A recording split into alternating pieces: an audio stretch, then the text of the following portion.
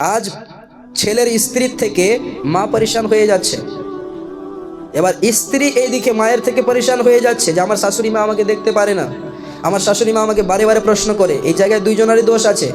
কেউ যদি বলে যে হ্যাঁ আমার মায়ের দোষ, এটাও নয়। কেউ যদি বলে হ্যাঁ আমার স্ত্রী দোষ, এটাও নয়। দুটাই ভুল আছে। কেমন?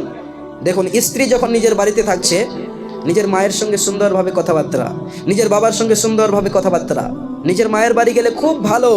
আর যখনই শ্বশুর বাড়ি চলে আসলো, বলতে লাগলো আমি এই কাজ করবো না, ফালানা তুস্কা হ্যান ত্যান সব কিছু বলতে লাগলো। তো এটা দোষটা কার হচ্ছে? দোষটা তো মহিলার। এবার এ মেয়ে যখন মায়ের বাড়ি যতদিন ছিল নিজে শখ করে নিজে বাড়ির কাজ করছিল, আর যখন শ্বশুর বাড়িতে আসলো বলছে তুমি এই কাজগুলি করো, তো এবার এ বলছে যে না আমি এই সমস্ত কাজ করব না, আমার শাশুড়ি আছে শাশুড়ি করবে।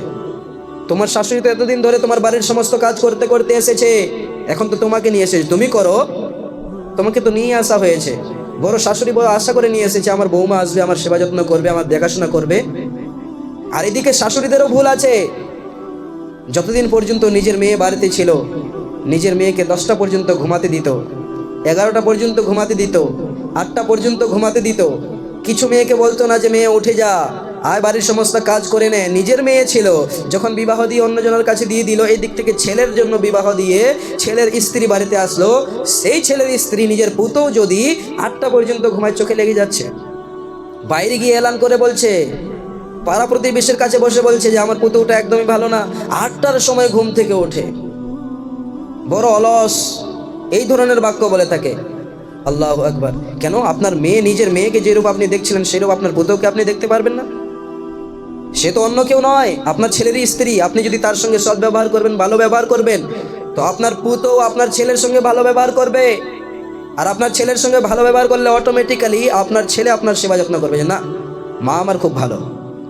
আজ আপনি আপনার পুতোয়ের সঙ্গে আপনি এই ধরনের ঘটনা করছেন, আপনার ছেলের স্ত্রীর সঙ্গে আপনি এমন ব্যবহার করছেন, 8টার সময় উঠছে তো আপনার চোখে লেগে যাচ্ছে, 9টার সময় উঠছে চোখে লেগে যাচ্ছে। মা আপনাকে বলবো, আপনি নামাজ পড়ার জন্য ওঠেন না? আপনি নামাজ পড়ার জন্য উঠছেন, তো পুতোকে ওঠান, নামাজ পড়তে উঠবে। তারপরে যদি ঘুমাতে হয় একটু ঘুমিয়ে নেবে।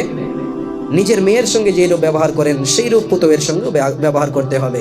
সেই রূপ নিজের বাড়িতে আপনার ছেলের স্ত্রীর সঙ্গে আপনাকে ব্যবহার করতে হবে।